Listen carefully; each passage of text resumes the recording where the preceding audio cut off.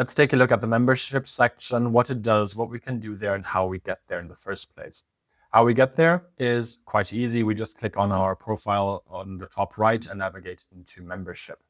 Do note that this here is not brand specific, so what we see here is valid for your whole account and across all of your brands, no matter how many you have. First of all, depending on if you are a regular user or maybe even an enterprise client, these things that we see here on screen might look a bit different, but in their core, they're still more or less the same. At the top, you're greeted with your plan details, where you will, depending on your subscription, be able to change your subscription. So if we click on change here, we can navigate over and downgrade, upgrade, etc.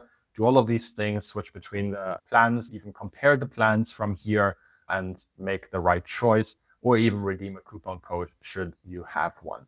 In addition to the plan details section, further down below, we will be able to see the billing details, which encompasses the payment information as well as invoice history. To update your cards, you would go ahead and click on update.